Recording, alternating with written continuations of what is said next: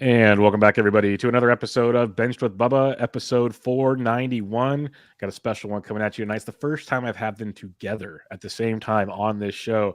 You might know them on Twitter as EricCross04 and at Roto Clegg. They have the Fantrax Toolshed podcast, one of the monsters in the business. They write at Fantrax, they write at FantasyPros. They do it all. They're prospect gurus, fantasy baseball gurus, and great guys in general. Please welcome Eric Cross, Chris Clegg. How you doing, gentlemen? Man, doing well. How are you doing, Bubba? Living the dream. Living the dream. I get to talk to two awesome dudes that have better beards than me. So it's going to be a great time. That's for sure. There's a lot of good facial hair on this podcast right now. Yes. I'm digging it. Yeah, for sure. I got to wear a hat, though, because you guys both have full heads of hair. So it's not fair right now. But appreciate you guys joining me. Before we get the party started, I'll let you guys go around. We'll go Eric and Chris, and I'll try to make sure it mixes up. But plug everything you guys got going on, because you guys are both busy individuals. Oh, yeah. Really busy time of year. Everyone's or some people are switching over to football, not us. A lot of rankings updates coming here. I guess the big one, Chris and I are doing our top 100 FYPD combined rankings. We combine them to a little mini consensus of sorts, and we'll get you a lot of player blurbs as well. So that'll be out next week. I also have my prospect rankings out on Monday and updated Dynasty rankings out the following Monday, which is I think the 31st of July or August 1st, whatever that date falls on. So a lot of fun. Still plugging along here in the baseball season, that's for sure. What about you, Chris? Yeah, no football here. I don't play a single fantasy football league, so it's baseball all the time here. So prospects, it's a good time in the off season to really get into them. But yeah, we're updating. We got the FYPD ranks. I'll have the updated OBP prospect and dynasty rankings too over the next couple of weeks on Fantrax. So it's a good time. A lot of good content coming out. So I'm looking forward. Always fun to update the rankings with the new draftees. Yeah. I give you guys credit. Doing rankings is in preseason is one thing. You guys constantly updating them for dynasty purposes, which is necessary because dynasty is obviously a fluid thing all the time. That's a labor of love. So you guys definitely, you guys might not see it as a labor of love, but it is for sure. My first ever prospect rankings that I published on Fantrax back in, I think it was around this time, 2018. It was a top 50 prospect rankings. If you told me that time I'd be doing 400 plus 500 dynasty, I would have told you that you were crazy and to go, bleep off. That would be just no way I'm doing that. But we do it because we love it. So it definitely is a labor of love.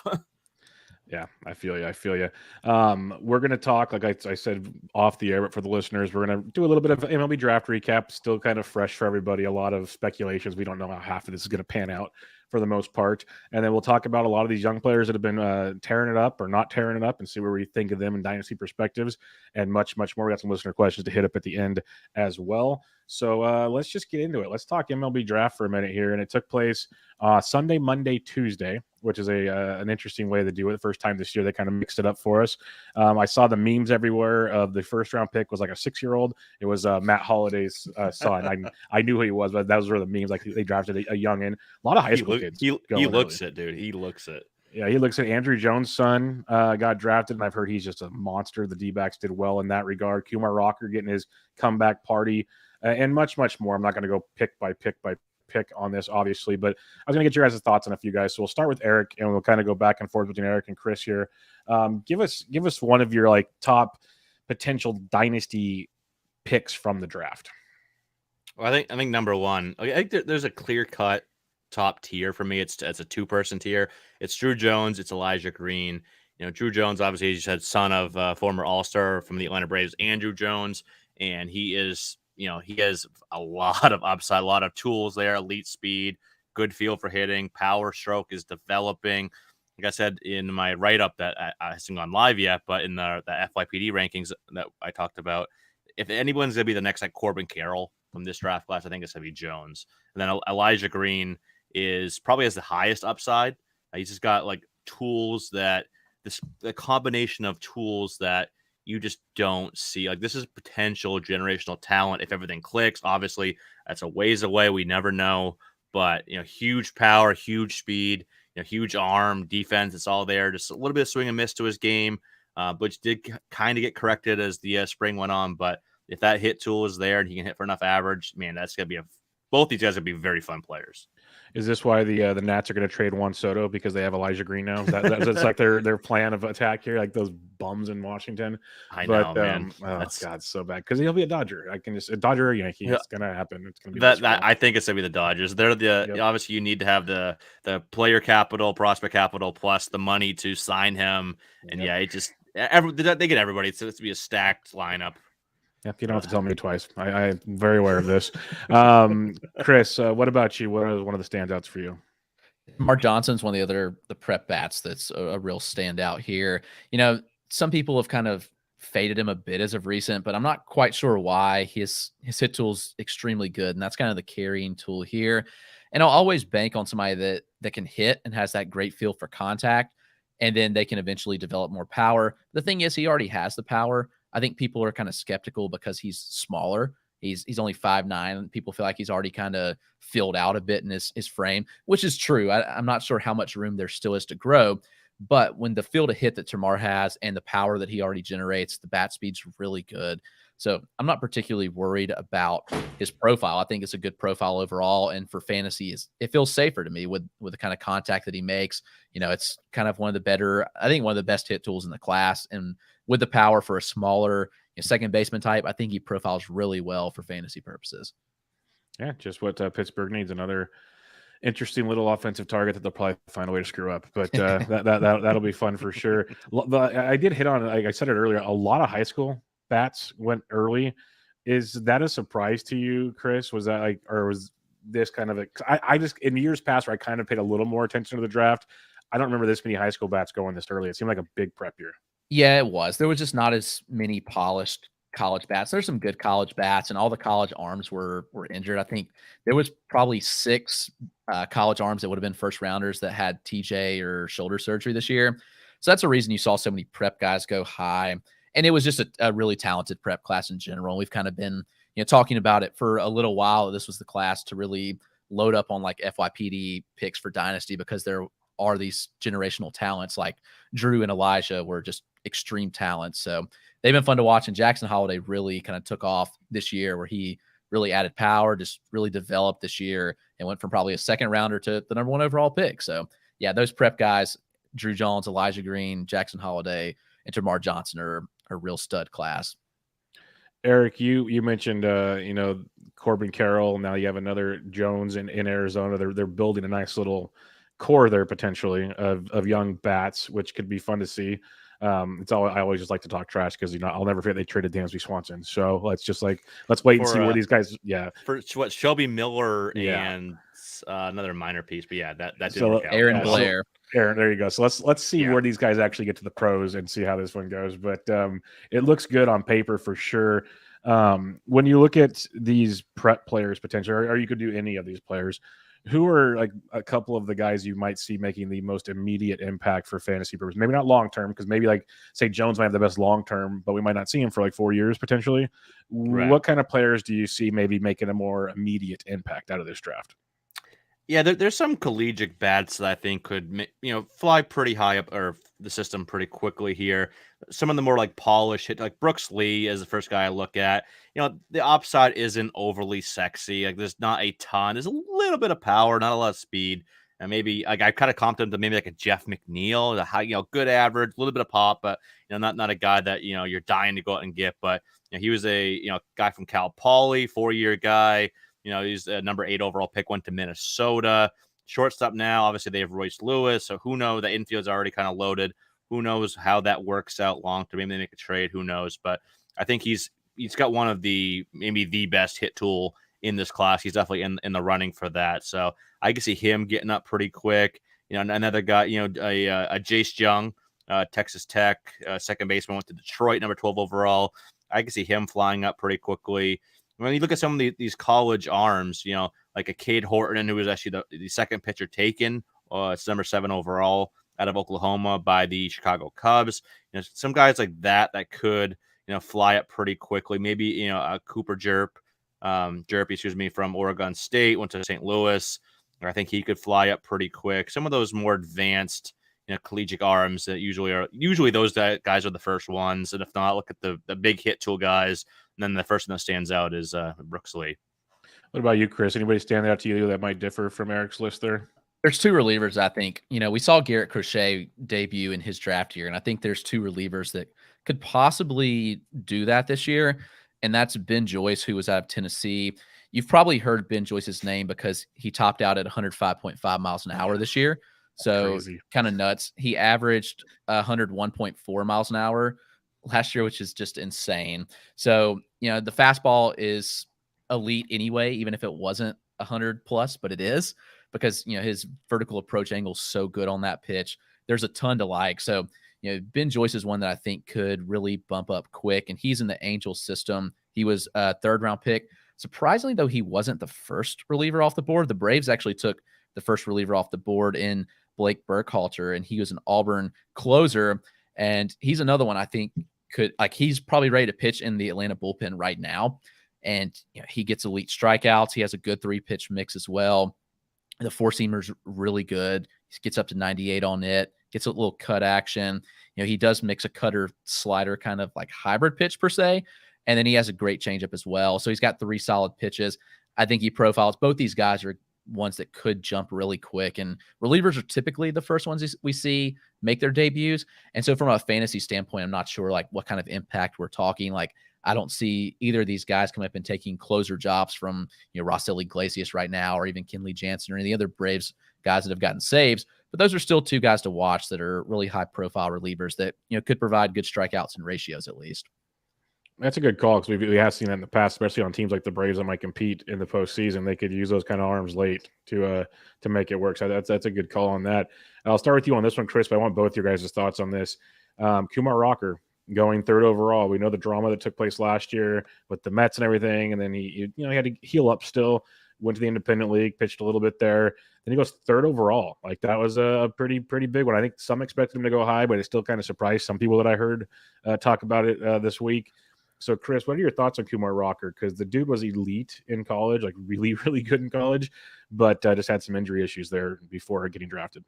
It was interesting. I think that the Rangers went this way from the standpoint of they only had 1 pick in the top 100, and this was the 3rd overall pick. They didn't have another pick until 109, and I think they had this set up pretty well actually, where they the MLB draft's a lot about money and your bonus pool, so they underslotted Rocker by a couple $1 million, and were able to get Brock Porter, who was one of the best prep pitchers in the class at 109. So they saved that money to go that route. I wonder how far Rocker would have fallen if they hadn't gone that high on him. But he did release his medicals, which I'm not sure ever made it public, but he did release his medicals with the team about a week before the draft. And obviously they were clean if the Rangers wanted to go that high on him and pay him that kind of money, because, the Mets were ready to offer him about $6 million last year before the medicals came up. That was the slot value there that, he was looking to get. And he obviously didn't meet his price tag. So he got a little bit less this year, but it's not a huge concern for him probably because he was a 3rd overall pick and still getting $5+ million. It'll be interesting to see. I think Rocker's got really good stuff. Fastball, slider, really good. The slider's a really good pitch. They're going to give him every chance to start, and he could be one of the quicker starting pitchers to make his debut just because he's, a polished college arm. Hopefully the injuries are behind him at this point, but he had a really solid career, as you mentioned, at Vanderbilt. Jack Leiter's teammate, now reunited once again in Texas, which is fun. So see those guys back on the mound together. And I'll be curious, where do they start him? Are they aggressive in his assignment and see what he can do in Double-A? I mean, we saw the Rangers do that with Leiter, even though Leiter didn't debut until this season. He basically set out all of last year after being drafted.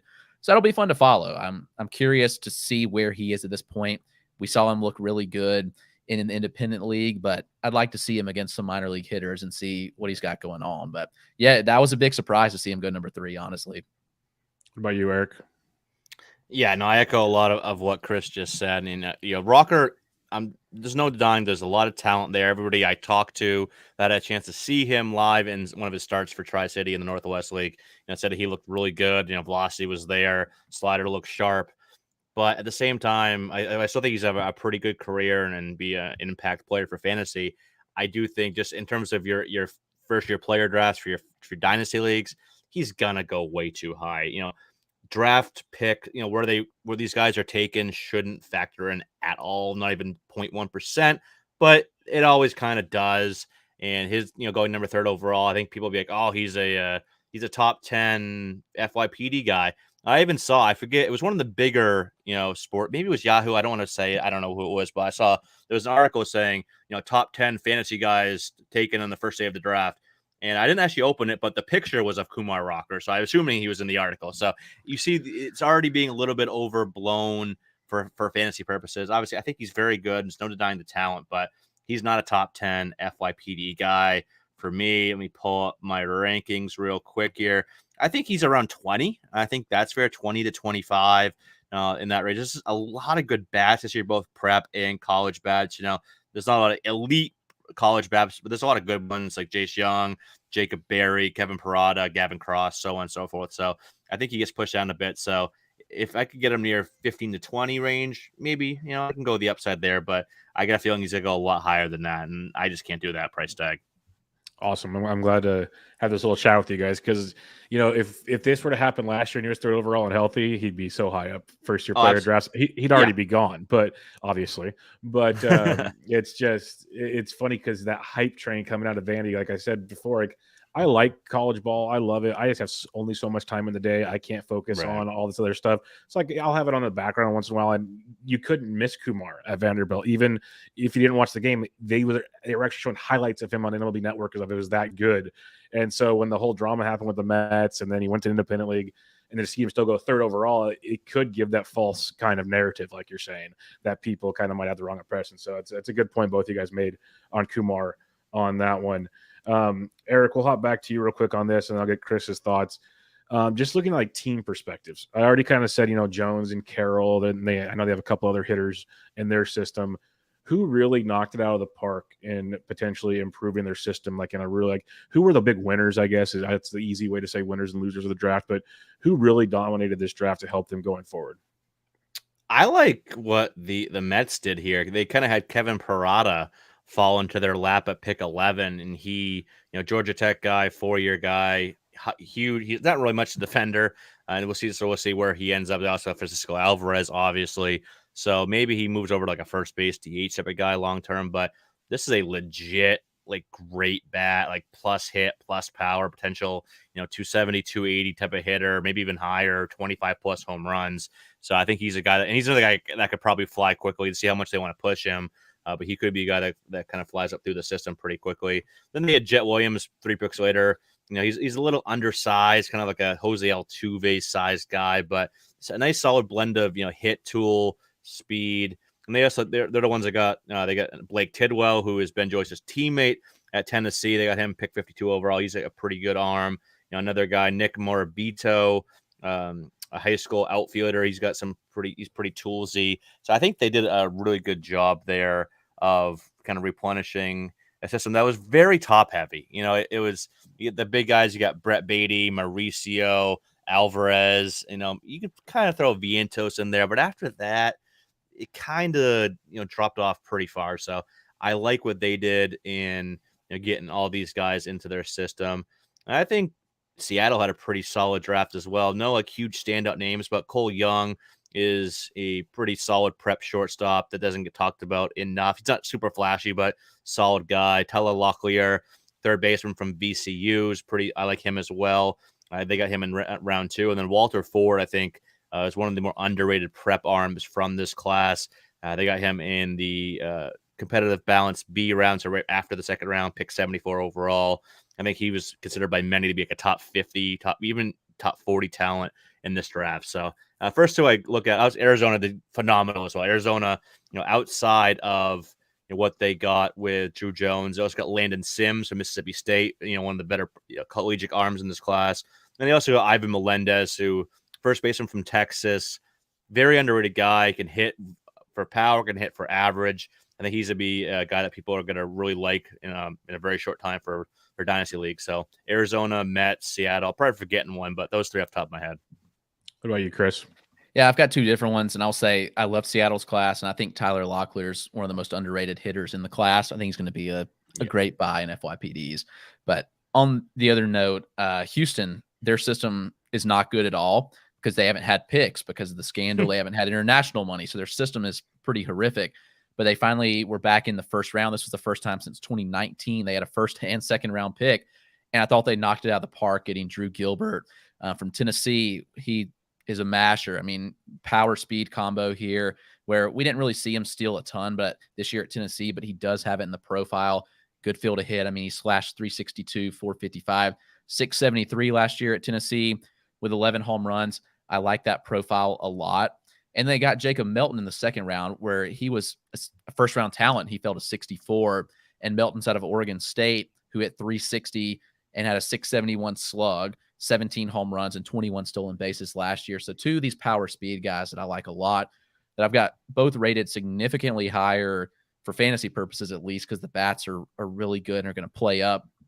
Gilbert's one of my favorite college bats in the class that doesn't get talked about enough. And I think Jacob Melton is very solid as well. So those two picks really knocked it out. And their next two picks, in Andrew Taylor and Michael Knorr, were both really good SPs with upside. I like those as well. And you can't go without saying what Baltimore did was really good. Obviously, yeah, I knew I was forgetting somebody. Yeah, I mean, getting Holiday at 1 is whatever, but then you get Dylan Beavers, who was a first-round talent out of Cal. You get Max Wagner out of Clemson, who is a huge masher. I think he hit 27 home runs last year. I think he's another underrated bat as well. And also Judd Fabian. I think people still underrate Fabian. I'm not sure why. I mean, Fabian is what he is at this point. I think he's got good power. He's a pretty solid athlete as well. And so those three bats are really good. And they got some good arms later as well. So be interesting to see if they can sign them all. I'm sure they sign all those, the first, the college guys I mentioned at first. But some of the later rounds I'll be interested to see as well if they can sign some of the preps they got. But Baltimore's class was extremely good. And I love, as I mentioned, Houston's first two picks and even their third and fourth round guys.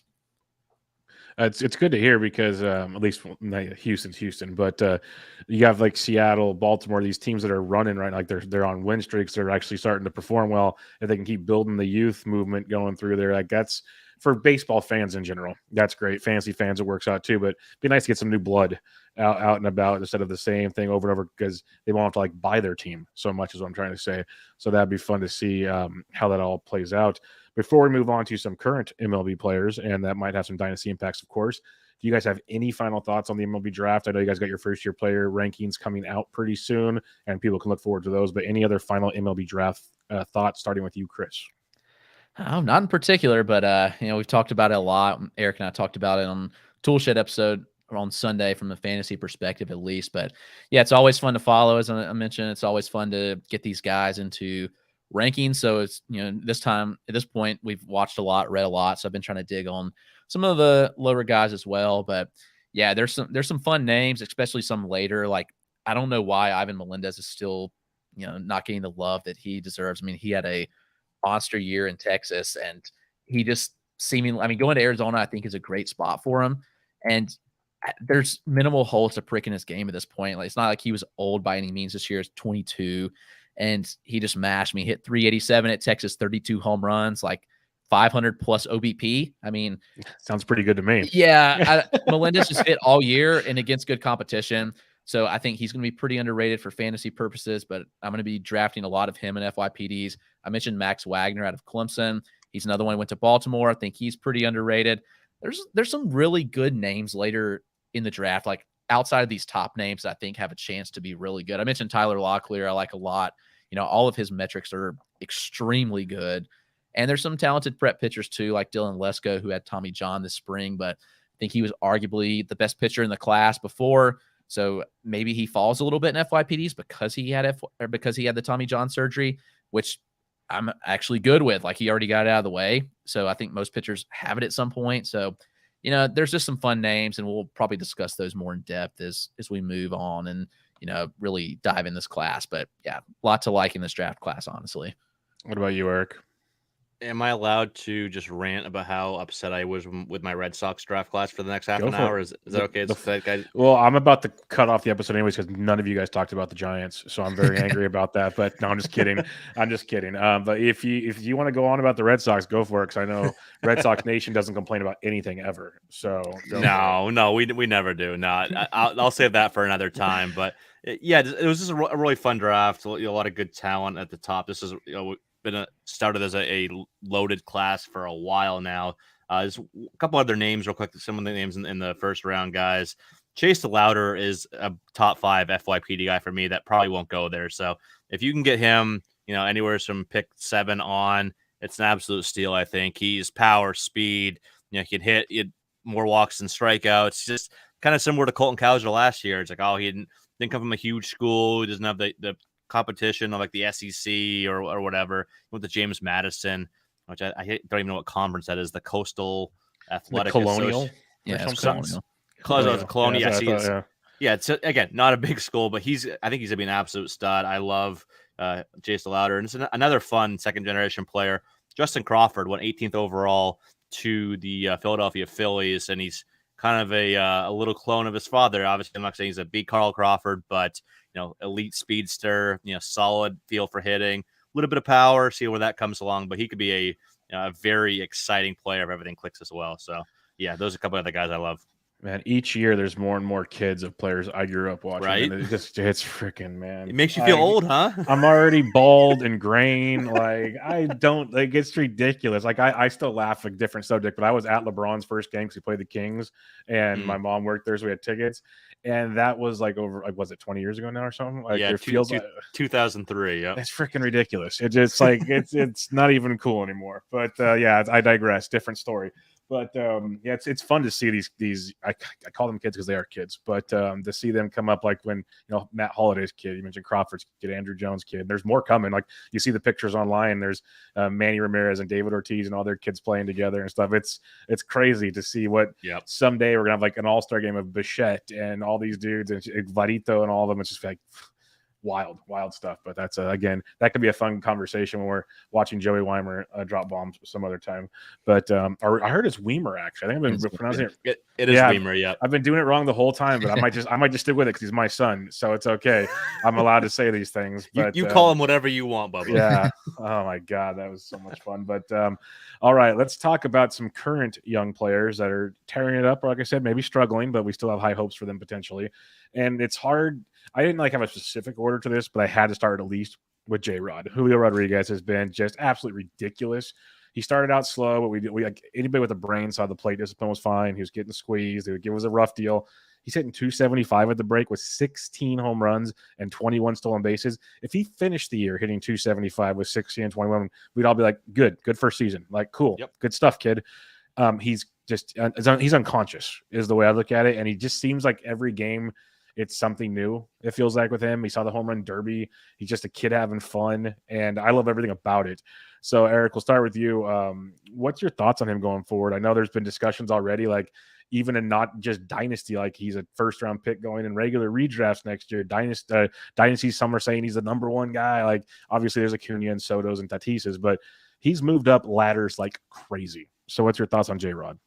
Man, he absolutely has. It's funny, Chris and I were just talking about him over on Toolshed, which we were recording before we came on here with you. And yeah, I tweeted this the other day. I do think he's top 5 for Dynasty right now. I think there's that top tier. You can argue the order. Obviously, there's no like clear cut order right now, like there kind of has been in years past. But I think it's Soto, it's Tatis, it's Acuna, it's J-Rod. Then if you have dual Ohtani, I think obviously he's up there as well. And then there's the second tier of like Trey Turner, Joe Ram, Tucker, Yordan Vlad, those types of guys.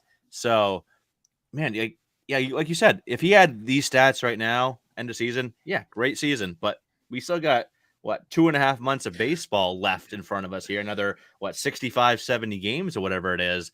There's a chance that he could go 30, 40. That is definitely within their own possibility. And it's funny, like obviously Bobby Witt Jr. is having a great season as well, but it's just getting completely overshadowed because J-Rod, like you said, is unconscious right now. Look at, he was the most, he didn't win the Derby, but he was probably the most exciting player in the Derby with all the bombs. He had back-to-back 30-plus homer rounds. Like the power, we knew the bat was elite, that, the ability to hit for average, get on base, the power. And then he's just showing like, hey, I'm just going to, shove 30 steals down your throat and you're just going to accept it. So this is a potential 30-30 guy, high average, high OBP. He's at least top 5. And next year, yeah, he's bare minimum top 10, I got to think. And if he keeps this up, man, top 5, top 3, the sky's the limit with this guy. He's doing what we thought Ronald Acuna would do. Like this is we like Acuna 30-30 guy with 40-40 upside. Like J-Rod's showcasing that potentially, and it's wild to see. And there was a funny thing for the Derby because I think he's the first guy to ever have 30 plus in 2 rounds so far. And someone tweeted it out. And again, I'm not bringing politics into the show, but I thought it was funny. Someone said J-Rod won the popular vote, Soto won the electoral college. I thought that was very funny. I thought that was very, very funny because if you think about it, that was good. So that's pretty accurate too. Yeah, I was like, that's funny. That's pretty impressive. But Chris, what's your thoughts on J-Rod? Because it's, I guess, pretty simple in the long run. But what's the ceiling for this guy? Like, what are we thinking here? Yeah, it's pretty crazy to think that it's easy 30-30 potential. He's somebody that got faster as he got bigger, which is goes totally against everything you think when you think about didn't work for me. Right? Like, he added strength and weight and literally got faster. Like he's a true 70 grade runner, savant, sprint speeds 97th percentile. Like everybody thinks that he may tail off, as far as the stolen bases, but I don't really think that. I think he's going to run for the foreseeable future. The power is really undeniable. And the contact skills have gotten better. I mean, the strikeout rate's trended downward since May 1st. I mean, he's slashing 293, 351, 535, 16 home runs, 12 stolen bases. So he's doing literally anything you can ask for, and he's performing at such a high level. It's hard to argue against him being a top 5 dynasty guy. And I think he's an easy call for a first rounder in redraft if we were drafting a redraft league right now for next year. Yeah, 100% with you on that one. It's crazy. Like I'm glad I do a FOMO draft. My last draft every year in NFBC, I do a FOMO. So I was like, okay, I made a point. I was pushing Bobby Witt up. I was pushing J-Rod up. I was making sure to get Buxton. Like all these guys, like it worked for a while for Buxton, but just having J-Rod on just one team, it just makes life so much better. Checking your team all the time. It's like, oh, this is freaking great. I wish I wasn't such a wuss early on. But yeah, it's pretty wild to see. Bobby Witt Jr., you guys have mentioned him. I got him second on the list here. And like you said, he's having a great year, hitting 254, 13 homers, 17 stolen bases. Again, if he finished the season with this, we'd be like, cool, good first season, like good stuff. He could be a potential 25-30 guy, maybe 30-30 if he runs hot. You never know. It's wild to see what he's even doing there. And only one rookie of the year, unfortunately, can come out of the AL. So, Chris, what's your thoughts on Bobby Witt? Because he's been beasting. He obviously has shortstop and third base eligibility, which is huge going forward because shortstop's so deep still. So he might kind of get a little overshadowed in that situation. But what's your thoughts on Bobby Witt? Yeah, he's another one where he's gotten better as the season progressed. And this is what you expect. I mean, we're talking about both young guys. I mean, Julio's 21 and Bobby Witt just turned 22. So this is kind of what you expect as you get better throughout the season, as your first taste of Major League Ball. Not the case for every prospect, but these are kind of otherworldly types. Witt didn't hit a home run in the first month of the season, but since May, he has been tearing it up. All 13 home runs have come since May 2nd. He's had 13 steals over that time and, hitting 270 over that time as well. So another thing where the average is coming up, strikeouts going down, and the power speed's really undeniable. And like Eric said, I do think he's getting completely overshadowed by what J-Rod's doing, but this is another legit top 10 talent because the power speed are really undeniable, and he's proving that he can hit for average as well as he has, over the last couple months, really stepping up his game and striking out less, which I think is huge and what you want to see, obviously, out of a young player that's getting their first taste of Major League Ball. Yeah, most definitely. Eric, do you have any more to add on Bobby Witt Jr.? Yeah, like I've mentioned before, like the reason why these guys are basically 1A and 1B in my prospect rankings. The reason why 1A, quote unquote, was Witt for me, I thought he'd have, around 8 to 10 more steals. Then again, J-Rod's like, nope, you're not going to have that steal base advantage on me. And I think J-Rod is the slightly better bat overall. You need to have a little more average, a little more power. So if he's going to run the exact same amount as Witt, and Witt has 100th percentile sprint, he's been killing it as well. This kind of reminds me of back in like 2001, the last time we've had this like two huge rookies, like it was Ichiro and Pujols. Obviously they're in different leagues, they each were able to win those awards, but just to have two guys like this absolutely dominate. We've had some big rookie performances before, but just have two guys, like I said, at 25-30 pace. Like we'd be talking about Witt like we are about J-Rod if J-Rod wasn't going and doing what J-Rod's doing. So yeah, I think J-Rod's top 5 dynasty right now, or easy first round pick next year. I think Witt's top 10 dynasty, and potentially a first round pick next year as well. He was already what's his ADP this year? It was like in the 60s, 70s. I think it maybe tailed off the 80s or something like that. Yeah, but I think by the end of draft season, it was creeping into some like third roundish in certain leagues. Yeah, he was creeping up. Yeah, and it kept going up. So, yeah, obviously with already being there before any at bats at all, and now doing what he's doing, assuming he's going to end the year, doing similar stuff, maybe 25, 30 in that ballpark. I think 30, 30 is also in the realm of possibility. Yeah, I think he's first round as well. It's gonna be fun. These two guys are always gonna be linked. We always have those duos every handful of years that are always linked, like Trout and Harper, guys like that. So this would be fun to see these two just absolutely dominate for the next, 10, 15 plus years or whatever it is. No doubt about it. Another stud that was actually, when draft season started, was getting drafted way ahead of Witt and J-Rod. It felt like at times. Witt maybe still had a little bit more helium on this one, but J-Rod wasn't really in the conversation. And that's Oneil Cruz of the Pittsburgh Pirates. They did the Pirates thing and held him down for a while, but they brought him up, and it's been a mixed bag. Like, he's hitting 204, 4 homers, 4 stolen bases, been caught 3 times. So, he's 4 for 7. I guess the positive, he's running, but not successfully all the time. But the big problem is he's still striking out a ton. There is a lot of swing and miss in that profile. And again, he's young. Things can change, but he's got a big swing. So, Eric, when you're looking at Oneil Cruz, what's your thoughts here? Because it's one of those, we know when he hits the ball, it's amazing. It's a rocket. But, when you're only hitting the ball a handful of times, it does dwindle things a bit. Yeah, my concern, obviously, Cruz is a phenomenal talent. I think he's got like Jazz Chisholm level upside, but that one concern I've always had was pitchers exposing his big frame. I mean, the guy's 9'6", so you're gonna have a bigger strike zone than most. I mean, really, what's he listed? I think 6'7", 6'8". I think he's taller than 6'7". I think that's complete crap. But I'd say he's 6'9". But I'm just guessing. I got 6'7". Yeah. Yeah, I think he's a little taller than that. But anyway, yeah, guys like that are going to get exposed. You saw that Judge had a higher K rate early in his career. It took him a while to really learn how to succeed with that. Obviously, Judge has turned into, one of the best hitters in the game, obviously. So you got to wonder, can Cruz make those adjustments? Obviously, the power's there, speed's there. He's got a cannon for an arm. But is he going to be able to learn how to control that bigger zone? Obviously, major league pitchers are going to expose it. They already have. Like you mentioned, the K rate, which is currently, what was that? I was looking at 36.5%. It was at 44%. That was just a few games last year, but yeah, 36.5% this year overall for his career, 37.2. He's not walking a lot either, but he got 4 home runs, 4 steals, and 104 plate appearances. That's still pretty good right there. So I think it's all about him adjusting back. Like, pitchers have already made that adjustment very quickly to him. Now he has to do the same. That's an adjustment for every young player. Him a little quicker for him, but I still think the upside's there. But maybe the average isn't the high. Maybe he's more of like a 250 guy, but one that could hit 25, 30 home runs and steal 15, 20 bases, something like that. So just needs to adjust. But I still have some high hopes for him long term. What about you, Chris? You still have some high hopes for Oneil Cruz as well? Yeah, and I kind of like take on the same concerns Eric mentioned. The levers are really long. It's easy for him to expand the strike zone, and already big strike zone at that. His biggest issue is just he's not swinging at pitches in the zone. His zone swing percentage is 50%. League average is 69%. And when he swings out of the zone, it's not good. His zone contact is really good, so he's like selective in making the contact on the pitches that he wants. But the bigger issue is just swinging more in the zone when you're getting those pitches to hit. And, he's getting a lot of swing and miss from pitches out of the zone as well. So that's kind of been the issue. His O swing's really high and the O contact's, 11% below league average, which is pretty notable.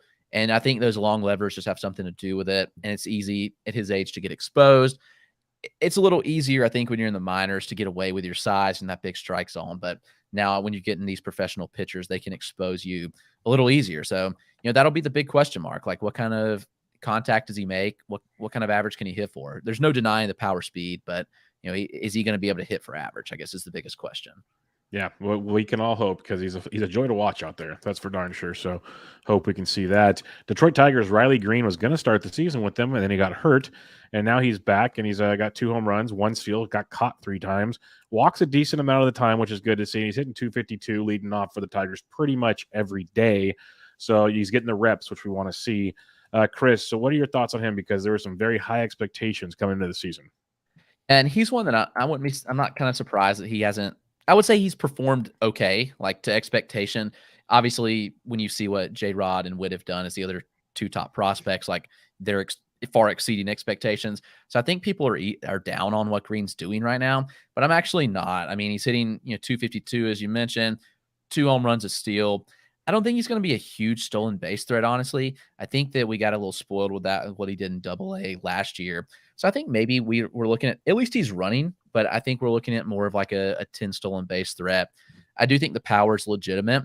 And overall, I'm pretty pleased. He's making good contact. His zone contact's really good. He's not chasing a lot, which is impressive out of a 21-year-old rookie.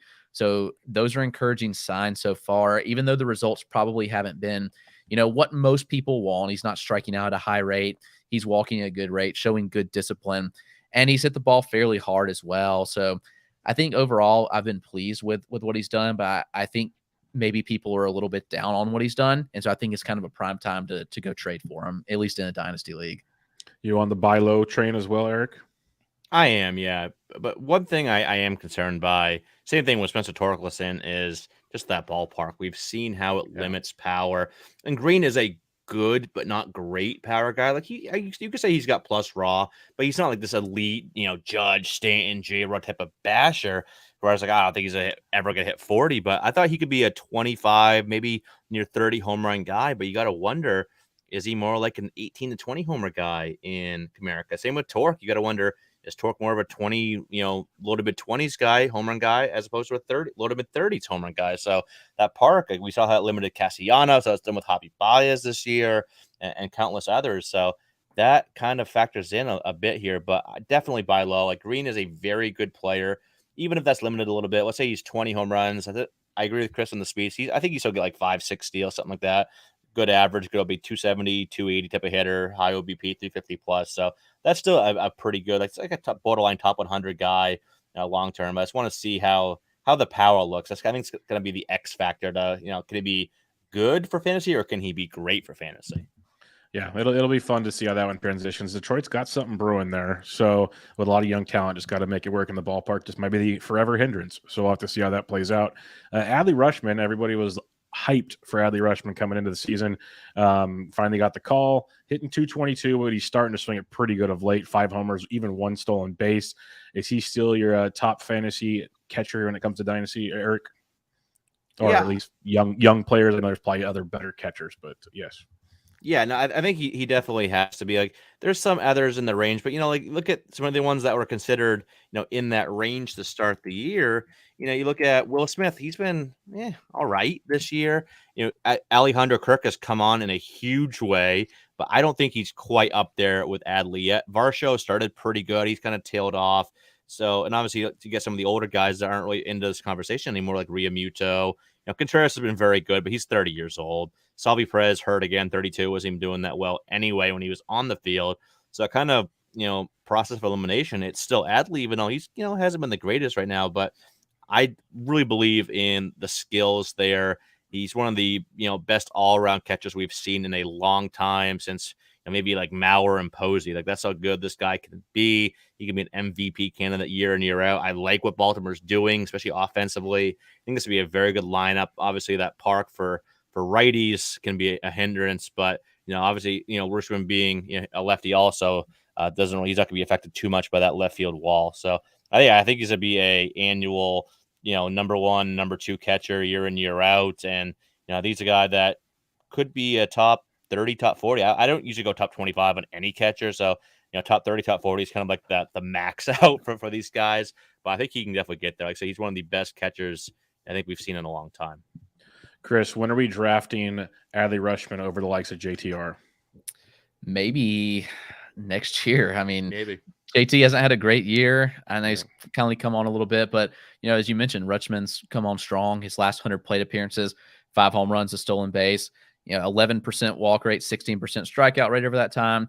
And he's got a 261 average and a 560 slug over those last 100 plate appearances as well. The plate discipline is really good. His contact skills are elite.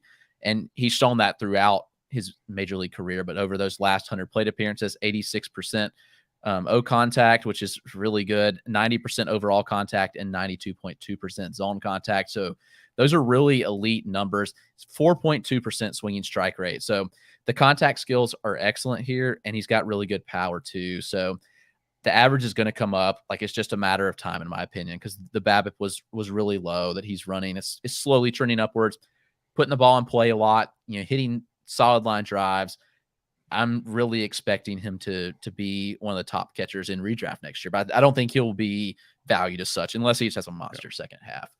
I think after what we've seen this year too, I think people are going to be even more timid to take catchers early. So Probably. that could factor in as well. We're going to hop around a little bit here. Let's have a little Italian breakfast for dinner. Vinnie Pasquintino. Everyone was waiting for him to come up. He's arrived. It's been an interesting start. It's like a mixed bag depending on what you look at. 208, not ideal, but 3 homers, 139 ISO. But the BABIP's very low. The plate discipline is very, very solid for a young bat. He's hitting the ball extremely hard. I'm not going to say it feels like J-Rod, but it looks a lot like how J-Rod started out. Just going to say like a lot of similarities there. I still think J-Rod's better. Not going to be silly about that, but my point is there should be optimism. So what's your thoughts on this one, Chris? Does it feel like we just got to wait it out and it could be another Bobby Witt situation in Kansas City where he starts figuring it out? Or is it maybe he might get sent back down and Nick Prado gets a shot? Yeah, I think Pasquintino's here to stay. I mean, Prado got a shot, when they went to Toronto and lost all those guys, and they already sent him back. But Pasquintino's here to stay. The contact skills, as you mentioned, are really, really good. They're Adley level and low BABIP type thing right now, where that's going to come up. All the plate discipline skills are good, and the power is insane. He's hitting the ball extremely hard. Small sample, but when you have a 95-mile-an-hour average exit velo over 58 batted balls, that should be something to be excited about as well. And there's a pretty healthy ground ball and fly ball distribution. Just want to see him hit a little bit more line drives. And I think that's probably the key to his batting average going up. His line drive rate right now, 17%. That's never who he's been in the minors. So if that does trend upward, then, we're going to see the average trend up, and there's certainly home run power in the profile. So I'd be very excited about Vinnie P and, the Italian breakfast, the Italian nightmare, whatever you want to call him. He's a really good player that's, highly underrated still, I think. What about you, Eric? Are you still hanging on for some Italian breakfast? Absolutely. And first up, Italian Nightmare feels like a WWE wrestling name, doesn't Yes. it? Like coming out from the Royal Rumble, Italian Nightmare. I can see Wonder that. what his finishing move would be. Is it like spicy meet the ball, or like that'd be fun to figure out what that would be. Or his like submission moves, like the garlic knot or something like that. Yeah, Like that'd twist be the great. legs somehow, something like that. That'd be awesome. Perfect. That's a fun conversation. We should table that. Come back to that another time. That seems like a 6th inning of a FPAS game when we have nothing going on conversation. Yes, absolutely. But yeah, with Vinnie P, obviously Vinnie P is never gonna have 40 steals. I think that's safe to say, like J-Rod could, because Vinnie P is slow, but 14th percentile sprint speed, by the way. But look at some metrics. Obviously, like the surface stats aren't great. You mentioned them, but look at some of the under the hood metrics, especially with the quality of contact and the approach. 13.8% barrel rate, 95-mile-an-hour average exit velocity, 60.3, 66.0.3% hard hit rate, 10.8% walk rate, 16% K rate. Those are all very encouraging. X stats are good as well. So yeah, I'm very much a believer in Vinnie P. I think he's going to be a top 10, maybe, dare I say, borderline top 5 fantasy first baseman long term. Obviously not this year, but maybe years 3 or so. I think he could be a guy that hits 280, 290, maybe 300 some years, 25, 30 home runs, plenty of counting stats in the middle of that lineup that's going to be probably pretty damn good in Kansas City moving forward. A lot of young talent there. Like we've talked about Whit and Prado and others, Melendez as well. So I think he's going to be a very good 4-category guy that, could be like a top 50 guy annually once he gets settled in. I think that could be pretty quick. I think he's going to have a very good second half of the season. And if the Royals could just figure out their pitching staff, they got the bats for days on that team. My goodness. I'm just going to group the Cardinals together here. You got Nolan Gorman, who there was high hopes for, but still a lot of swing and miss. We have Juan Yepez, who's had some highs and lows this year. Technically, you could put Brendan Donovan in there too if you want, because he's the one that's kind of come out of nowhere and been more fantasy relevant consistently, at least, I guess, than the others. So I'll start with you, Eric. How do you kind of look at those three? At least, I don't know if you want to say long-term, maybe just this season, because some of these guys are on the wire. Like at least Yepez has been back and forth. Donovan's been back and forth. And these guys could be in the minors before we know it at the same time. So how do you kind of look at this St. Louis situation? Yeah, I'll start with Gorman. He's kind of performed pretty close to how I expected. And we saw that coming up through the minor leagues. The power was always there. It took a little bit to materialize in games. It's more like a raw power over game power type until, obviously recently. But he's getting 9 home runs and 181 plate appearances. And hard hit rate's a tick under 40%, 39.6, 14.2% barrel rate is very solid. but he's also got 30.9% K rate, and that's always kind of been his Achilles heel. Has always been too much swing and miss to his game, even back when he first debuted after the 2019 draft or 2018 draft. I forget what year he was in, one of those 2 years. But so I wonder, I've always thought, is he more of like a 250, guy with 25 to 30 home runs? I think he could be 30 plus, but maybe the contact skills do limit him a bit. Look at he's got a 74.3% zone contact rate, not the greatest, 32% chase rate, 34.5% whiff rate. All of those aren't that good. So yeah, I don't think he's more than like a 250-ish hitter, but the power could be there, especially, as a second baseman, that could be very valuable moving forward. And then Juan Yepez, I've always kind of liked Juan Yepez, and we saw him last year out in the AFL, and the numbers, haven't been the greatest. But 11 home runs, 254 in 228 plate appearances. That's okay. 10% bail rate, 34.4% hard hit rate. But I wonder if maybe he just got pushed a little too high. I think it's still too early to say that he's can't reach the the level that we thought he could. But I think he's actually not far off from Gorman. So if you want to look for a dynasty buy, I don't think long term these guys there's a big gap between these two. I think there's a perceived big gap between the two, just because Nolan Gorman's always had the bigger prospect name by a fair amount. Even Yepez wasn't even really on the scene until last year. But I think Yepez is 250-ish, is maybe a little less power, but maybe a little more average. So I don't think there's a big gap there. So if you want to go out and get one of these guys in Dynasty and get him for a lot cheaper, I'd probably go out and try to get Juan Yepez. I love it. What about you, Chris? Yeah, I don't disagree. I think that they're both going to be. I think this is really who Nolan Gorman is. So I'm not overly surprised. I mean, high barrel rate, good EVs. Too many fly balls. Really, his launch angle's pretty high, and that's kind of been hurting him a bit in strikeouts. I think he's like a 250 hitter that hits 30 plus home runs, and that's kind of what he's pacing. I mean, 9 home runs over 181 plate appearances, so close to 30 pace. And Yepez is not that dissimilar, and maybe they're both 250, 260 type guys that hit 30 home runs. So I think you're right there where you definitely can get the better buy on Yepez, though he is hurt right now. He has a grade 2 strain on his forearm. Not sure how long he'll be out with that, but it is worth noting at least. So yeah, I've kind of just, it's kind of like met expectations, I guess, for both of these guys. Donovan obviously has exploded past expectations, but not sure if that will continue long term. But I do expect Yepez and Gorman to be pretty similar. Max Meyer just got the call recently, and we've been waiting for it forever because he's been just crushing AAA pitching. And it was kind of a mixed bag, 5 runs, but also had the strikeouts. He could have been hyped up. A lot of guys have that in their first starts. Looks like he might get a little run here with Miami, but Edward Cabrera is coming back. Braxton Garrett, I think, has been good enough to stick in that rotation for now. Obviously, they're not moving Alcantara anywhere. So, Chris, what's your thoughts on is it Meyer? I could be doing it wrong. Yeah. Meyer. What's your thoughts on him? Because some people broke the bank this past week in Fab. Some were kind of timid. I was kind of concerned on longevity of sticking in that rotation. But what's your thoughts on him? Well, I'd be surprised if they send him back at this point. Like, he spent long enough in AAA. I mean, he made it AAA last year to end the season. So I would be shocked if they send him back unless the performance is just awful. But with that being said, like, I wasn't spinning the bank, like breaking the bank on him either, because I do think there are going to be some ups and downs, with his, first stint in the major leagues. And I think that's to be expected with a young pitcher. Obviously very talented, elite slider, really good fastball as well. But I think that the big thing will be how much he mixes the changeup, or is he just going to be a 2-pitch guy?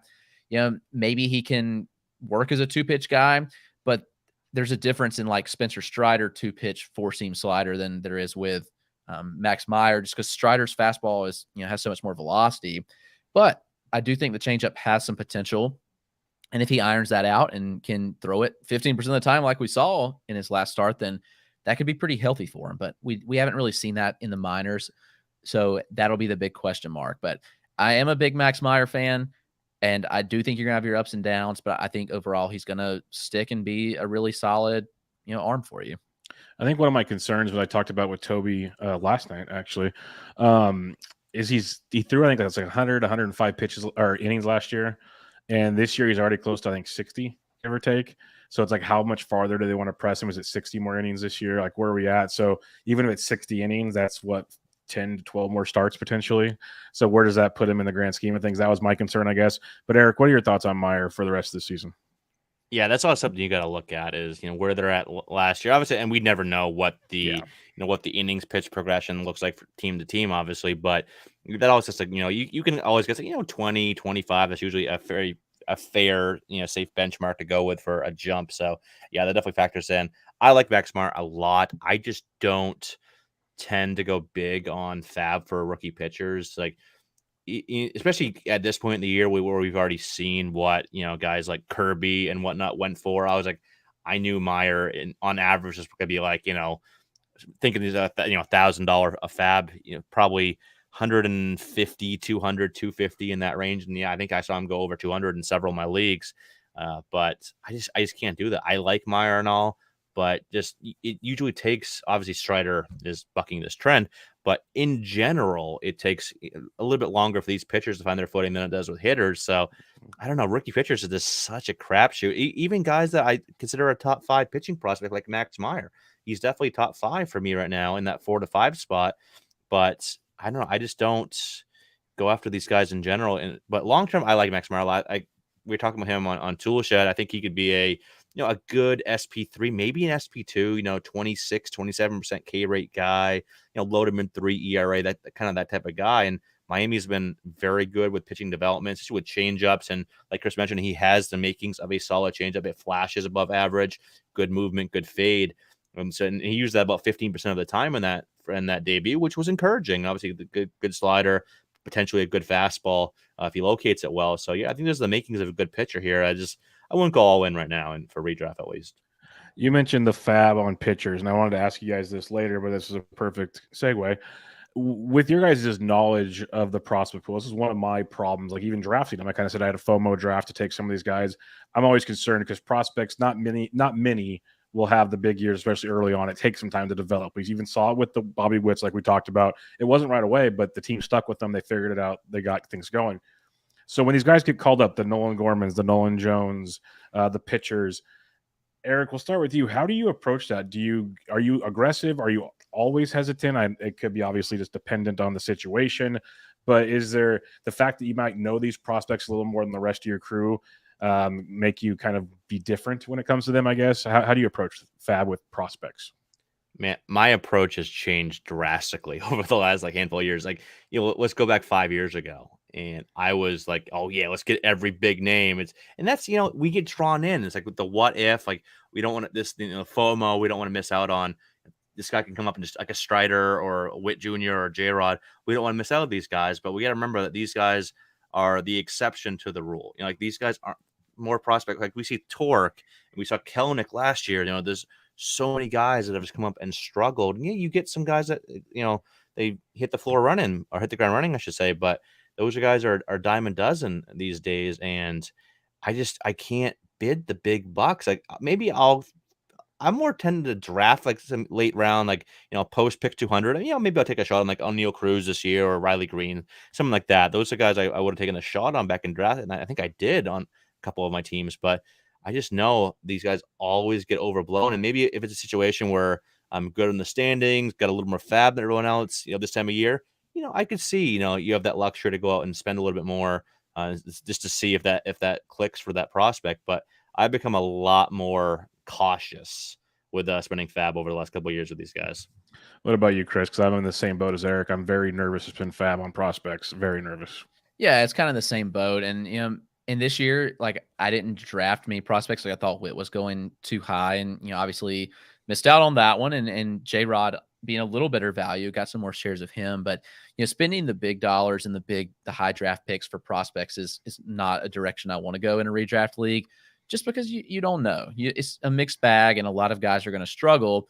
So from that standpoint, I'd rather just get more proven guys. Even the older guys are the ones that typically win leagues. And we think about upside, and everybody thinks, well, these young prospects are the ones that have the upside. But I think, honestly, the upside's in the mid to later round picks of these old, steady performers that just get the job done. Yep. So it's just flipping the thinking about it and knowing, what the appropriate use is of prospects. And even in a dynasty league, man, prospects are just trade chips for me. Rarely do I build teams around prospects unless I feel like they're completely untouchable, like a J-Rod type. like I felt for the last couple of years. But it's just trading prospects to acquire talent that is proven and can help you win. 100% agree. Team boring is not the worst thing to do. Chris, I'm just going to group the pitchers together because you have the Shane Bazes, the Nick Lodolos, the Ronzi Contreras, George Kirby's. We've seen a bunch of them this year. How do you kind of look at them going forward? Because it's been a roller coaster pretty much for all of them. There really has not been a lot of domination outside of Spencer that has made it work. So how are you approaching these guys rest of the season, or is this kind of we'll wait till next year for these guys? Yeah, it's almost a wait till next year type thing.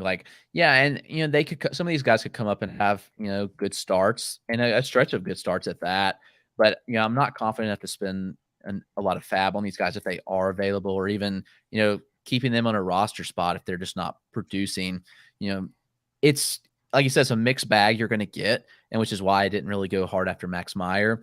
But I do think that it generates a good buying time in dynasty leagues, and then it does create a good potential value for redraft the following year when these guys do come up and just don't have the results that you expect, because we know the talent's there. We've seen the talent in the minors, so what they're capable of. You've seen the pitch mix, and really that's the thing with pitching prospects. Everybody, there's no such thing as a pitching prospect. That's the famous saying, and it's true to an extent. But you can watch a pitcher and know pretty much who they are after a couple starts just based on Arsenal. And, especially when you get the numbers like you see on Savant, you can kind of tell what they can do and, what they're capable of. And they may just not be getting the results for various reasons. There's a lot of nerves for a pitcher coming up and debuting. It's a lot of different things, as you mentioned, but I'm not really in on these guys for redraft rest of season. And I could be wrong on that. I mean, any of these guys could come up and have really solid performances rest of season. But to me, it's more of a dynasty buy low opportunity, or just wait till next year for redraft when the price is really deflated. You can get them on the cheap. Yeah, I didn't even mention Hunter Greene. He's another one. There's a bunch of them out there that have been a roller coaster ride. Eric, how are you approaching them? Because I will say one thing is I agree with what Chris was saying, but there's always those guys like Logan Gilbert all of a sudden started figuring out the last month of the season last year, and it just raised the stock again. And he helped some guys get to the finish line in fantasy. So that's why it's so tricky, obviously. So there's no perfect answer right now. I lean heavily with what Chris was saying, but how do you look at these pitching prospects? They're probably streamers the rest of the way more than anything, but how do you approach them? Yeah, no, I pretty much agree with Chris and you too here. Now, the one that I think is still going to be a pretty good value rest season, though I do wonder if they do cap his innings. They probably will, just to what degree. I still think George Kirby is going to be a pretty damn good. I think he is. I suck with comps. Everyone asks me, "Oh, what's the comp on this guy? What's the comp with this guy?" I'm like, I don't know. I suck with these. But the one, sometimes it just clicks, right? Sometimes it's just all right, boom, that's the guy. And with George Kirby, I see a lot of Aaron Nola. Nola is he's not the flashiest guy around, but very good, mixes the pitch. He's a pitcher. He knows how to pitch. He's got obviously good arsenal. Kirby the same way. Kirby's got a very good arsenal, very good command and control. Can mix his pitch as well. Can command the entire arsenal very well. And so I think he's going to be a guy that could be a borderline fantasy ace year in year out. This doesn't get enough love. So I think obviously they sent him down just to kind of limit his innings. He'll be back up at some point here pretty soon. So I think he's a guy, if someone panic dropped George Kirby when they saw him get demoted, oh crap, he's back down. I got to drop him for whoever the hot guy is. But I think you can go get him in some leagues right now, or even, try to buy low on him if possible. I don't know if you can, but I think he's still going to have some value. But yeah, pretty much for the most part, outside of obviously Spencer Strider, all these other guys are just, going to be waiver wire, fodder for the rest of the year. Some guys we didn't really go deep on was Torkelson, MJ Melendez. Maybe there's some others. I'll give you guys the floor if you want. Is there anybody else you'd like to hit on, or we can move on to the next stage? But I know it's fun in baseball because it wasn't this way not too long ago. There's a lot of young players out there right now, a lot. So it's like in the old days, a few years ago, it was like you get like 3 or 4 in the whole season. It was like that's all you'd get, and now it's like we get 10 to start the season, and they just keep coming and coming and coming. So you guys had the floor. I'll let you guys have it. Is there anybody else that you'd like to hit on before we move on? Yeah, just to go off what you were saying here, there's so much good young talent. And the good thing for baseball, not to get off fantasy for a quick second here, but it's a lot of diverse talent. You got Yeah. some, obviously the guys from the USA, like, Trout and Tucker and Betts and all them. You got Shohei Ohtani in the Asian market. You got a lot of, Latin talent with Soto and Acuna and Tatis and J-Rod.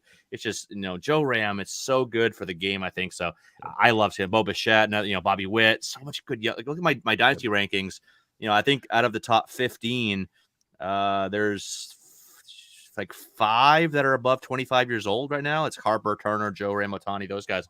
So yeah, baseball's in a very good spot. Hopefully they don't screw this up marketing wise. They probably will. Awesome. But yeah, this Torkelson's a guy that I've been kind of wondering if he got overblown a little bit just because of what he did at Arizona State with the metal bats. And you see it every year, his average, or every level, I should say, his average kind of went down. There was some K rate issues. Power was always there, but again, Comerica Park has limited better power hitters than Torque. So kind of wonder if he's actually more back in top 100 guy. But yeah, there's just a lot of fun young names right now. So yeah, so baseball's in a good spot. What about you, Chris? Yeah, same thing. I'm excited to see all the prospects debut this year. Like, that's been certainly fun, and the talent's there. There's no specific names, but they're just monitor these guys. A lot of young talent's going to struggle when they come up, and that's to be expected. Like, the J-Rods and the Bobby Witts and then the Ronald Acuñas and Sotos and Tatises aren't the normals of the world. So you kind of just take it in stride and know and expect the struggles, but know that they'll be okay long term. So don't be afraid to buy in later, or even now in a dynasty if someone's struggling. 100%. That leads us to the next spot. Great segue. It's like, you've done this before. We're gonna start with you on this one, Chris. What are let's give me a couple. You don't have to give them all. Like, there's a Jason Dominguez, but everybody knows about him. Like, there's all these guys who are, maybe say you're out of it this year and you're reloading for the future in Dynasty. Who are a couple players you're looking to trade for? It could be guys we talked about tonight. It could be guys we don't know about that maybe are in AA. Who are a couple players you're looking to maybe buy low or sneak through in a trade to get you ready for next year? And, I think that people want to go out and buy the shiny new toys, especially with prospects. Everybody wants to go get like Elly De La Cruz and Jackson Chourio, but in reality, it's probably the worst time to trade for them right now, as their stocks have absolutely soared. And playing a dynasty or keeper league is a lot like just playing the stock market and knowing when to buy and when to hold, when to sell. And so you have to look for the next guy. So you're looking for the next Jackson Chourio, you're looking for the next Elly De La Cruz. And so, for me, like Mason Wynn's one that I'm looking at getting out of St. Louis. He's maybe getting more hype now after the Futures game when he threw that ball from shortstop over 100 miles an hour. Everybody went crazy. Those kind of things get people hype. It's what it is. But, he's a younger one. And he's not going to debut next year. But like for next year, like I think you go out and get Spencer Torkelson on a buy low. I mean, coming up and struggling as he did, I think the expectations probably should be tempered a little bit. But I do think he's a good buy low opportunity right now. He's come up and hit sub 200, hit 5 home runs and got demoted. So, that's a negative. But, Comerica, as we've talked about, could it limit his power? Absolutely. But I still think that he's got a solid field to hit, and he does have good power in the profile that he's going to get to. So I'm not overly worried about that. So like a Torkelson is a good buy low. I'm kind of going down my list looking for, other prospects that could take that jump and be the next guy. It's hard to pinpoint like who could be the next top 10 prospect, like Elly De La Cruz or Jackson Chourio have really rocketed up boards. But, getting in on those guys early is, before they're all the hype is when to do it. And you got to trade for those guys early when you see them kind of popping off. So that's my advice. Just don't go out and buy the new shiny toys. Get guys that are going to be there, and then get the guys like that come up and struggle. Like, Spencer Torkelson type who came up and really struggled that you can get on a buy low. That's what I'd be looking to do. What about you, Eric? Yeah, the way I've always kind of thought about it, kind of go along with what Chris was saying with the shiny new toy. Don't buy the shiny new toy that's in the store. Buy the one that's still on the assembly line. Like that's the one. That's one you want to get. That's kind of like the euphemism I use there. And there's a few names like these names have already kind of popped off, but it's not obviously not to the same level. Guys like Kevin Alcantara from the Chicago Cubs is a guy I really like. Harry Ford from Seattle. He's got a lot of upside there. So those are a couple guys. Christian Vaquero got a lot of tools, a lot of raw power, some speed from the Nat. He was last year's international class for the Washington National. So those are a couple guys. And you look at some of the guys, near the top. Like I think Volpe, I think you can still get as a buy. Anthony Volpe, shortstop from the Yankees. He's in AA right now. I've seen him a few times this year when Somerset's come here. And, his early season stats were, I they weren't great, but I was a believer in what we saw last year: power, speed, contact, approach. It's all there. He's gonna have Yankee Stadium. He's gonna have that lineup, all those good things. And he's really, really turned it on over the last really month and a half or so. Pretty much performing as he did last year, but you still look at that overall season stat line. I think he's hitting like 252 overall just because of that really slow start. Or he was hovering around 200 for first month and a half or whatever it was. So he's a guy I think is going to be still an absolute stud. I think you can get for a little bit cheaper than you probably should. I love it. A couple more questions I have for you before listener questions.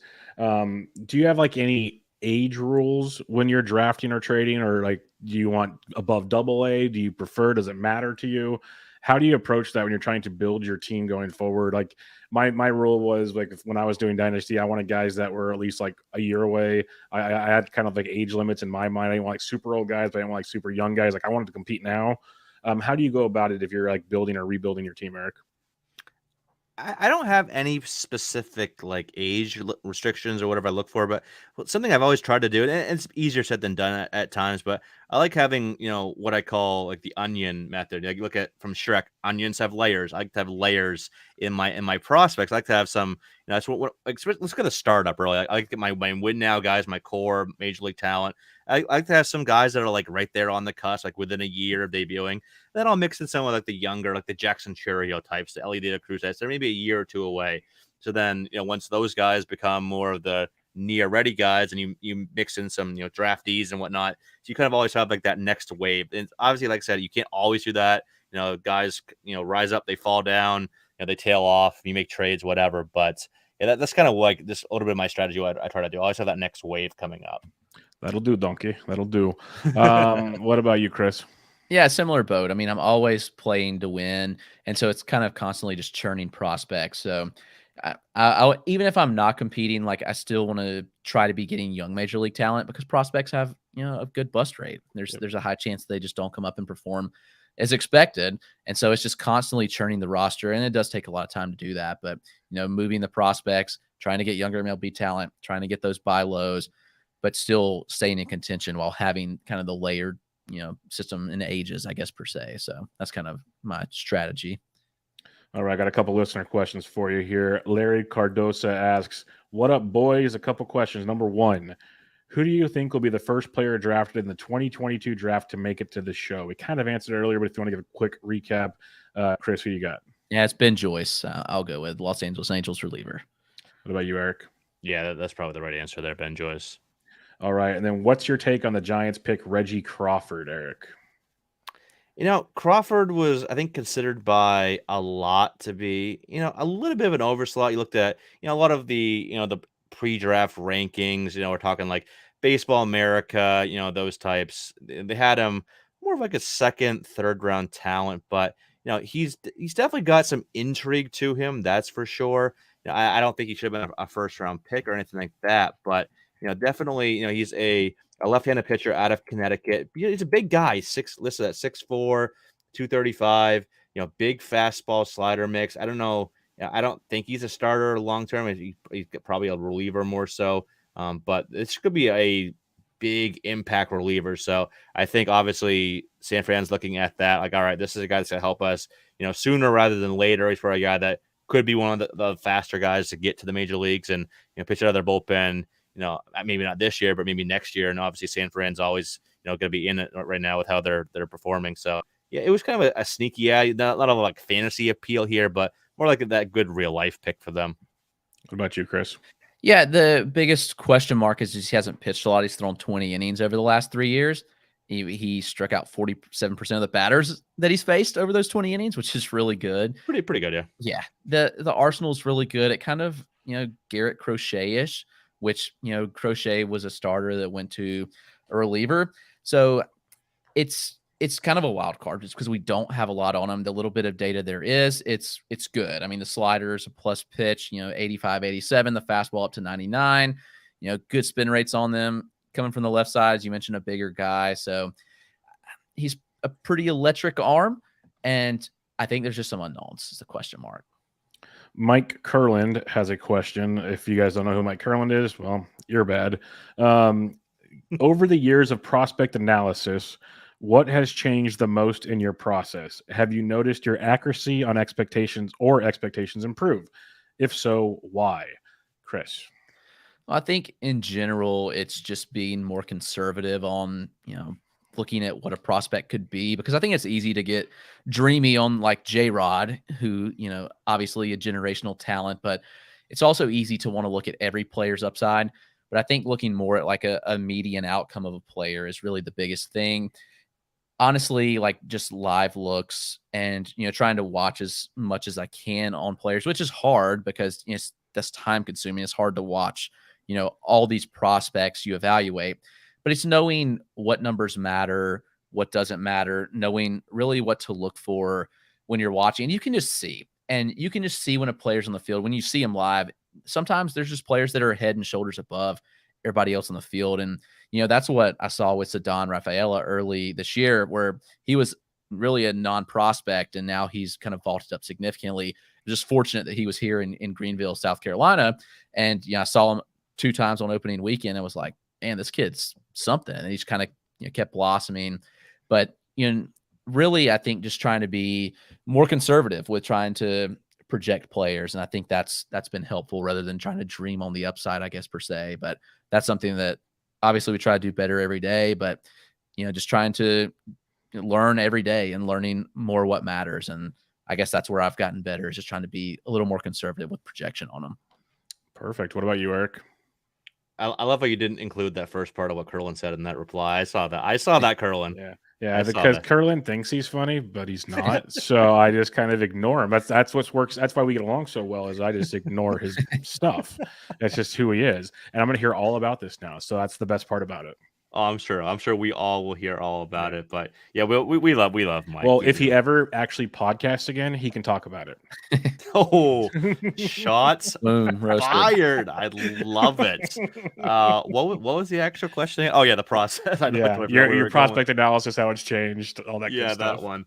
Yeah, no, I echo a lot of what Chris said. Just being, it's funny being more conservative, and obviously we want to say, like, the upside. Everyone wants to know, what could be, the what ifs, obviously, and those are fun to talk about, obviously, but those are small percentage outcomes. Like I said, these J-Rods and Wits are not.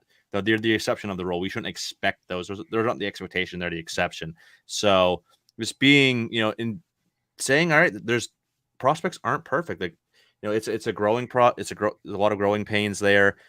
Prospects have holes, and you got to say those in your analysis. You can't be like, oh, everything's great. This guy's going to be great. That's why I got called too positive and too negative in terms of my prospect analysis within like a 3-hour period, like last week. So it's like, you got to say, all right, there's some issues here. This is my concerns. And you got to say that. I guess I try to say what people I think they need to hear, not what they want to hear. Everyone wants to be like, oh yeah, all my prospects are going to be great. My team's going to be a juggernaut, winning Dynasty championships every year. But that's not the case with a lot of these guys. So in terms of like, this, the process, always incorporating. You look at some stats, metrics. Watch a lot of video. It's a good blend of things. Always trying to get better. Always learning from people that have been doing it a lot longer, than Chris and I have. So yeah, it's always just trying to improve any way you can. Just watching video and keeping at it. Yeah, and can I add, I think there are a lot of people who are good at saying what a prospect can do, but I think the thing that we need to do better of is talking about what prospects struggle with. And I think that will really help with analysis too, because it's not, as you mentioned, it's not all the good. There's bad in every profile. Yep. So it's being able to say, well, this prospect struggles with this, and that's okay. They're not doing this well, but we only want to talk about all the good that they're doing. Absolutely. This sounds like life lessons. I don't even know we're talking prospects anymore. Like, oh my goodness, this has got deep, and I love it. Peter Battaglia has a question. He says, and it's going to sound really silly to a lot of people, but I guess if you really think about injuries, it's interesting. Would you rather have Trout or Buxton in Dynasty? Trout. Yeah, I'm still going with Trout. Yeah. It's closer than it used to be, though. That's why it's interesting. Yeah. I actually just finished an article about 3 hours ago that'll be out. When is this dropping? It'll probably be out tonight, but I won't really promote it till tomorrow. Okay, so my article will be out on Thursday whenever you're listening to this, about Buxton and how we need to really drop him down in dynasty rankings. Like, and I even just put that out a won't tweet. get any negative feedback at all. I No, can't not wait at all. for this. It's funny. I just put out a tweet like 10 minutes ago looking at there's 3 guys right now with a 90th percentile or better barrel rate, hard hit rate, and sprint speed. And actually, Trout and Buxton were 2 of them. The other one was I should know this. I just put up the tweet. Hold on, let me pull it up really quick here. Julio Rodriguez. Oh, J-Rod, yeah. Okay. Yeah, I didn't even look at the tweet. I was just guessing. I'm like, it's got to be J-Rod. He's that crazy right now. I was drawing a blank, but it's funny, the 2 of these guys. But yeah, even though Trout has his injuries, at least Trout shows bigger stretches of elite production.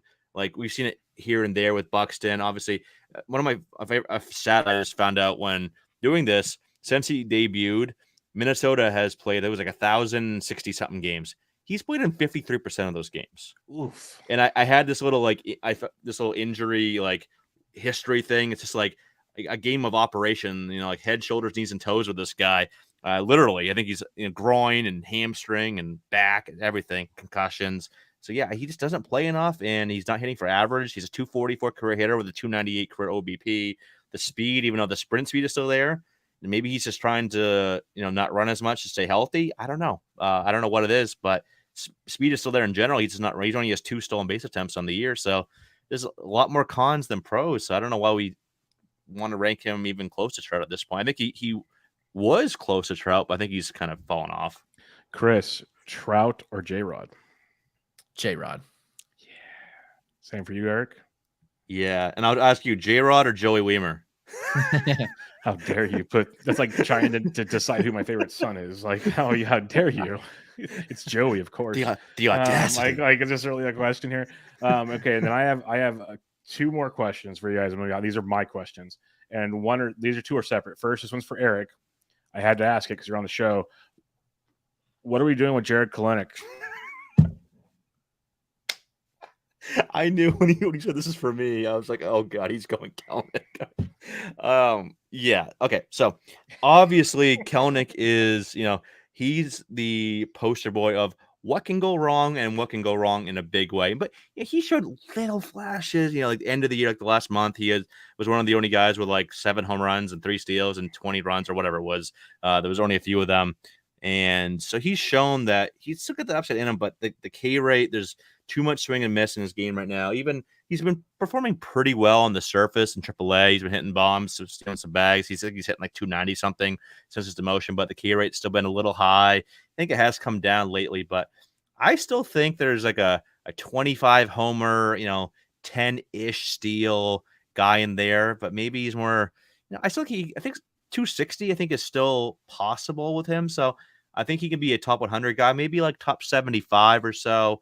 I just don't think, obviously, I thought he was going to be a, top 25 guy that was hitting, 30 home runs, 15, 20 steals, kind of what Witt and J-Rod are doing now, maybe not to the same extent, but yeah, he's definitely fallen off. But I think he's still a solid buy because that stigma is there. Like, oh, he sucks. He doesn't suck. He's had some issues. It's in his head. He's one of those guys that I think he tries too hard and he gets in his own head. So I think there's still some talent there. Good buy low. Just, temper expectations a little bit to compare to what they were, 18 months ago or so. Chris, as a Braves fan, what's going to be the cooler bobblehead? Spencer Strider with the Rookie of the Year trophy or Spencer Strider with a movable mustache? Like a Mr. Potato Head thing we're talking about here. Well, they make some of those that it'll just be like hair, but then the bobblehead, so you can like play with because I have a hockey one with Brent Burns from the Sharks, and he's got the big beard on it and everything. So they can do that'd be awesome. You can twirl the stash. Yeah, that'd be awesome. That's what I'm saying. But that was just a joke part. What do you think is the ceiling for Spencer Strider? Because I think as long as he finishes the year, he's the Rookie of the Year. I think that's pretty much a deal. So, too. So what are we thinking with him? Because it's been amazing watching him pitch. He just has another level, and when he competes, man, he gets out there and he's different on the mound. And this is something Ian Kahn talks a lot about, is just watching players' mannerisms, and I think it tells a lot about him. And Strider, when he's on the mound, he's just a bulldog. Like, he just goes out there and he wants to compete. He goes on the mound believing he's going to strike you out, and he does. I mean, he's got a 38% strikeout rate right now, which is absolutely insane. I don't know. I don't know what the ceiling is. Maybe his value is at an all-time high. I hope not. I mean, the fastball is elite. The sliders are really good pitch as well. And he's one that can get away with two pitches because the fastball is that good and it has that much velo. And you've seen the starts where his velo's down to like 96. He's kind of a different pitcher. He's got hit around a little more. Yeah. I know his last start wasn't great. It was again at Washington, whatever. I mean, you look at the whole body of work and it's been extremely good. So, I think I'm not going to call him an ace, but I think there's definitely SP2 here. And this is a legit profile. I don't think it's a fluke by any means what he's done over these first 74 innings that he's been a professional. All right. Last question I have for you both. We'll go Chris and then we'll go Eric. I'm going to see you guys in November unless something crazy happens. That's for FPAS. For those that don't know, must go to if you can pull it off. I understand it's difficult for some. Great time. And we have the Arizona Fall League there. You can do a couple guys if you'd like. Who are a couple names you hope are playing in the Arizona Fall League this year? Elly De La Cruz, the first one. I was just going to say, we were just talking about that. Hopefully, it's Cincinnati's teams don't come anywhere near me. So I was hoping only time I can see some guys is in the Arizona Fall League. Yeah, Elly is definitely a name. Yeah. I mean, do we see like a Robert Hassel maybe? Oh, I would love that. That would be awesome. Oh, boy. I mean, there's some intriguing names Jordan Walker. I don't know. There could be a lot of fun names out there. We just don't know for sure, but another name I'm hoping just because he's missed some time here. Daniel Espino would be a fun name. I was hoping to see him. They were coming to Hartford, Connecticut, which is like a 3-hour drive for me, which I only make that drive for like Daniel Espino type of prospects, or if Elly came to Hartford, I gotta make that drive. But yes, but he was injured and didn't play in that series, so maybe the missed time, maybe they give him some time. He's another guy that I have a hard time seeing just because of proximity to me. But Espino's another guy I hope, and maybe. I don't know if they give Grayson Rodriguez time in Baltimore. I guess to see how he comes back from injury. But Jordan Walker's one I'd love to see out there. Maybe I don't know if they'll give Jordan Lawler some time. Arizona, Zach Veen, just some of these guys that I just can't see just because they're minor league teams and that org just don't come anywhere near me or even within 1,000 miles of me. So those are a lot of guys where I'm like, all right, I only have this one chance to see them. Like Joey Weimer, none of Milwaukee's farm teams are anywhere near me. So it's guys like that I don't have a chance to see otherwise. And, if for some reason Joey has to make another appearance, I'm all for it. So I got no problem with that at all. I'll have the family section packed and ready to go. So that'll be a great time. But what else was a great time was talking to you guys. It's always an absolute pleasure. I'm glad we got to do this. And why don't you guys plug your stuff? You guys got a lot of it. You guys are constantly putting out content. So plug what you got going on and we'll head on out of here. Yeah, thanks for having us on, man. This hour and a half flew by. Always fun talking to you, buddy. Can't wait to see you again out in Arizona and talk with everybody. Talk baseball, watch baseball, play some poker, play some golf. It's gonna be a lot of fun. So looking forward to that. And thanks for having us on. Check out our podcast, Fantrax Toolshed. We have our Patreon as well. A lot of fun stuff on there. Early looks at our rankings, live rankings, extra content, stuff like that. Yeah, and that's all of our rankings coming out over at Fantrax HQ for both Chris and I. And just the team in general we have at Fantrax HQ is just phenomenal. I'm so proud of the team. Like I was there in the beginning, saw what it was back then, see what it is now. The team we have is just so great. A lot of very talented people in football too. Like there's a lot of sports, a lot of good people here. So a lot of good stuff at Fantrax HQ. What about you, Chris? Yeah, similar stuff. Rankings at Fantrax coming out soon. Weekly StatCast article. Quick grades over at FantasyPros I do each week for hitters. Check out the Patreon, the podcast, Fantrax Toolshed. We've got a lot of good stuff. We update our rankings pretty much weekly on the live rankings over there on the Patreon, which is fun. Dynasty is an evolving game. I've seen people argue against that, but values change regularly. So we update them, on the regular. You can see them as we update them, which is pretty cool on the Patreon. So a lot of good stuff. But again, thank you for having us, man. Always good to fun time talking, and can't wait to get together again. No doubt about it. Make sure you check him out on Twitter at EricCross04, at Clegg, at Fantrax Toolshed. All the good stuff they're doing. And we'll back at you guys next time. This was Benched with Bubba, episode 491. Catch y'all later.